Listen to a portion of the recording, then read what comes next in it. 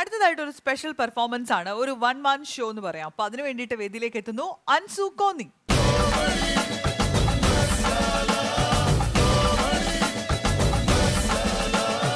അൻസു നമസ്കാരം. നമസ്കാരം ചേച്ചി. അപ്പൊ എന്താണ് ഇന്ന് പെർഫോം ചെയ്യാൻ പോണത്? ഇവിടെ ആദ്യം ഞാൻ പെർഫോം ചെയ്യാൻ പോകുന്നത് നമ്മുടെ ഈ കോമഡി മസാല എന്ന പ്രോഗ്രാം.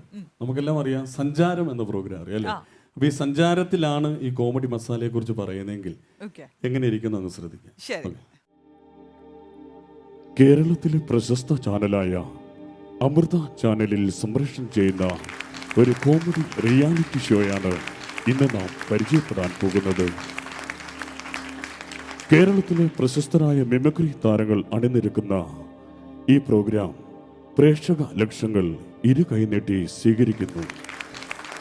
പ്രേക്ഷക ലക്ഷങ്ങൾ ഇരുകൈനീട്ടി സ്വീകരിച്ച ഈ കോമഡി റിയാലിറ്റി ഷോയെ ഞങ്ങൾ വിളിച്ചത് കോമഡി മസാല എന്നാണ്. നമ്മൾ അടുത്ത് നമ്മുടെ ധർമ്മജൻ ചേട്ടന്റെ, കൊച്ചുകുട്ടികൾക്കൊക്കെ ഏറ്റവും ഇഷ്ടമുള്ള ധർമ്മജൻ ചേട്ടന്റെ വോയിസ് ഒന്ന് ചെയ്യുകയാണ്. എന്റെ പൊന്നു മുകേഷ് ഏട്ടാ അറിയോ, ഈ പിഷാട്ടിക്ക് കാരണം പൊക്കമണ്ണൊക്കെ ഉള്ളൂ, ബുദ്ധിയില്ല. മുകേഷ് ഏട്ടാ അറിയോ, കഴിഞ്ഞ ദിവസമാണെങ്കിലേ എന്റെ വീടിന്റെ തൊട്ടപ്പുറത്തുള്ള കംപ്ലീറ്റ് ആൾക്കാർ എന്നെ ദൈവത്തെ പോലെ കണ്ടു. ഞാനങ്ങോട്ട് ചെന്നപ്പോഴേ അവര് തലയൊക്കെ വെച്ചിട്ട് പറയാ, ദൈവമേ നീ പിന്നെ വന്നു. ഇദ്ദേഹത്തിന്റെ ഏറ്റവും വലിയ സുഹൃത്താണ് രമേശ് പിഷാരടി. അപ്പോൾ രമേശ് പിഷാരടി, എന്റെ പൊന്നു മുകേഷ് ഏട്ടൻ പറയുന്നു മുകേഷ് ഏട്ടന് പറ്റത്തില്ല, ധർമ്മം പറയുന്നു ധർമ്മന് പറ്റത്തില്ല, മനോജ് പറയുന്നു മനോജിന് പറ്റത്തില്ല.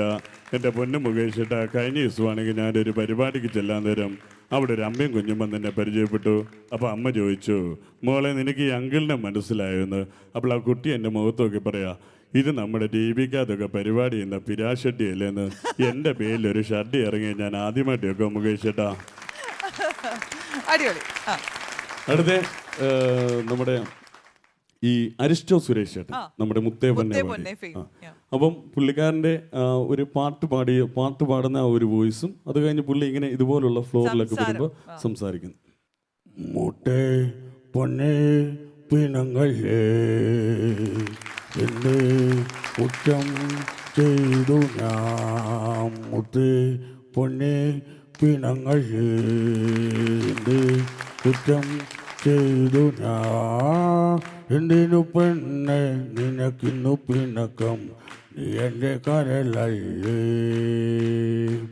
ഇത് എന്നിട്ട് പുള്ളി ഇങ്ങനെ നമ്മൾ ഈ ഫ്ലോറിലൊക്കെ വരും. ഇപ്പം കല്യാണമൊക്കെ അടുത്തിരിക്കുകയാണ് ചേട്ടൻ, അരിസ്റ്റോ ചേട്ടൻ എൻ്റെ ഒരു ഏറ്റവും വലിയൊരു സുഹൃത്താണ്. അപ്പം ചേട്ടന് ഈ ഫ്ലോറിലൊക്കെ വരുമ്പോൾ സംസാരിക്കുന്ന, അല്ലെങ്കിൽ ലൊക്കേഷനിലൊക്കെ ചെല്ലുമ്പോൾ സംസാരിക്കുന്ന ഒരു ശൈലിയുണ്ട്. എന്തിനാ ചെയ്യുന്നത്, എന്തിനാണ് പറയുന്നത്? ഓ തന്നെ വിവാഹമൊക്കെ വന്നിരിക്കുകയാണ്, ഒന്നും പറയണ്ട, ഒരു പൊളപ്പം പെണ്ണ് തന്നെ കേട്ടോ, ഒന്നും പറയണ്ടേ.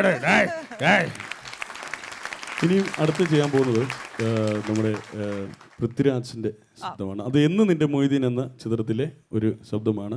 അത് ആ ഒറ്റ ഡയലോഗ് തന്നെ അദ്ദേഹത്തിന്റെ അച്ഛനും അമ്മയും പറഞ്ഞാൽ എങ്ങനെ ഇരിക്കും. ഈ പുഴയുടെ കര പിടിച്ച് നടന്നുള്ള ആ ഡയലോഗാണ്. അപ്പോൾ ആദ്യം നമ്മുടെ പൃഥ്വിരാജ്, എടി ഈ പുഴയുടെ കര പിടിച്ച് നടന്നാൽ അങ്ങ് അറബിക്കടല, അതിനെ എത്ര കടവത്ത് ഏതൊക്കെ തോണിക്കാരൻ കുത്തി നിർത്തിയാലും ഇരുവഴിഞ്ഞപ്പുഴ അറബിക്കടലിൽ എത്തുക തന്നെ ചെയ്യും. ഇരുവഴിഞ്ഞപ്പുഴ അറബിക്കടലിനുള്ളതാണെങ്കിൽ കാഞ്ചന മൊയ്തീനുള്ളതാ. ഇത് മൊയ്തീന്റെ വാക്കാണ് ഏറ്റവും വലിയ സത്യം. ഇത് ഇദ്ദേഹത്തിന്റെ അമ്മ മല്ലിക സുകുമാരൻ ചെയ്താൽ എങ്ങനെയിരിക്കും ശ്രദ്ധിക്കുക. അയ്യോ ഈ പുഴയുടെ കര പിടിച്ച് നടന്നാൽ അറബിക്കടല, അതിന് എത്ര കടമത്ത് ഏതൊക്കെ തോണിക്കാരും കുത്തി നിർത്തിയാലും ഇരുവഴിഞ്ഞിപ്പുഴ അറബിക്കടലിൽ എത്തുക തന്നെ ചെയ്യും. ഇരുവഴിഞ്ഞിപ്പുഴ അറബിക്കടലുള്ളതാണെങ്കിൽ സുകുമാരൻ ചേട്ടൻ ഈ മല്ലികക്കുള്ളത് വാക്കാണ് ഏറ്റവും വലിയ. ഇത് സുകുമാരൻ ചേട്ടൻ ചെയ്താൽ എങ്ങനെയിരിക്കും? അയ്യോ ഈ പുഴയുടെ കര പിടിച്ച് നടന്നാൽ അങ്ങ് അറബിക്കടൽ, അതിന് എത്ര കടമത്ത് ഏതൊക്കെ തോണിക്കാരൻ കുത്തി നിർത്തിയാലും ആ ഇരുവഴിഞ്ഞിപ്പുഴ അറബിക്കടലിൽ എത്തുക തന്നെ ചെയ്യും. ആ ഇരുവഴിഞ്ഞിപ്പുഴ അറബിക്കടലിനുള്ളതാണെങ്കിൽ ആ മല്ലിക സുകുമാരനുള്ളതാ. വാക്കാണ് ഏറ്റവും വലിയ സത്യം. അടുത്ത് ടിനിട്ടോ. ടിനിട്ടോ. ആ, ടിനി ചേട്ടന്റെ നമ്മുടെ ഉല്ലാസേട്ടനെ ഒരു ജഡ്ജ്മെന്റ് ചെയ്യുന്ന ഒരു ശബ്ദമാണ്. ഉല്ലാസേട്ടൻ ടാർസൻ എന്ന് പറയുന്ന ഒരു കഥാപാത്രം ചെയ്യുന്നു. അപ്പോൾ ഈ ടാർസൻ എന്ന് പറയുന്ന കഥാപാത്രം ചെയ്യുമ്പോൾ അദ്ദേഹത്തിന് ജഡ്ജ്മെന്റ് ചെയ്യുന്നു. ടിനിച്ചേട്ടനാണ് ചെയ്യുന്നതെങ്കിൽ ഇങ്ങനെ ഉണ്ട്, നന്നായിട്ടുണ്ട്. അതായത് ഉല്ലാസ് പന്തളം ചെയ്തിട്ടുള്ള ടാർസൻ എന്ന് പറയുന്ന കഥാപാത്രം വളരെ ഗംഭീരമായിട്ടുണ്ട്. സത്യത്തിൽ നമുക്കറിയാവുന്ന ടാർസൻ എന്ന് പറഞ്ഞാൽ നമുക്കെല്ലാം അറിയാം ഈ സിക്സ് പാക്ക് ഒക്കെ ഉള്ള ആളാണ്. പക്ഷെങ്കിൽ ഇവിടെ ഉല്ലാസ് ചെയ്ത ടാർസൻ എന്ന് പറഞ്ഞാൽ ഈ കൊടവയറൊക്കെ ചാടി ഈ സാമ്പാറും ചോറും ഇതിന് വളരെ ഗംഭീരമായിട്ടുണ്ട്. Good luck. അപ്പൊ എന്തായാലും ഉല്ലാസേട്ടന്റെ പേര് പറഞ്ഞ സ്ഥിതിക്ക് ഉല്ലാസേട്ടന്റെ വോയിസ് ഉല്ലാസേട്ടൻ ക്ലിഞ്ഞത്തെ എല്ലാ വർത്താനമാണ് ഈ പറയുന്നത്. നിന്നെ ആ നാട്ടുകാർ ആ സ്റ്റേജിന്റെ ഫ്രണ്ടിലിട്ട് തല്ലിക്കൊള്ളാൻ ഭാഗ്യമായി പോയി. പാനമ്പള്ളത്തിയോ? എടാ പാനമ്പള്ളത്തി എത്ര പാനമ്പള്ളത്തിയാണ് കടലിൽ കിടന്ന് പൊക്ക ഒറ്റ കീറിയാൻ പറ്റുമെന്നാണ്ടല്ലോ. പറഞ്ഞേക്കോ. ഇനി വേറെ നമ്മുടെ കൊച്ചുപ്രേമൻ ചേട്ടൻ. കൊച്ചുപ്രേമൻ ചേട്ടൻ വെള്ളം അടിച്ചിട്ട് സംസാരിക്കാം. അതായത് നമ്മുടെ പട്ടാഭിഷേകം എന്ന ചിത്രത്തിൽ അദ്ദേഹം ഒരു തഹസിൽദാരായിട്ടാണ്.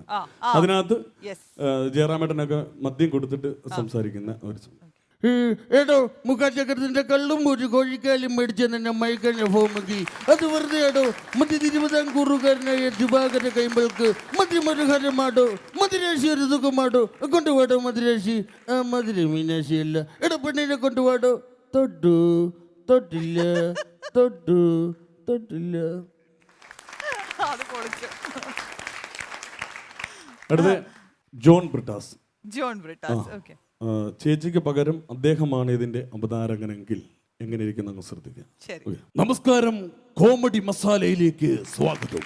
അരജ പൂങ്കാവനത്തിന്റെ അങ്കണത്തിൽ അമൃതവർഷത്തിന്റെ ഒറ്റച്ചിലമ്പണിഞ്ഞ് കാമ ക്രോധ മോഹങ്ങളുടെ മോഹപുരി അഗ്നിനാമുകൾക്ക് വിട്ടുകൊടുത്ത ഫെമിനിസ്റ്റ് സങ്കല്പങ്ങളുടെ പുണ്യ ഭൂമിയായ കേരളം.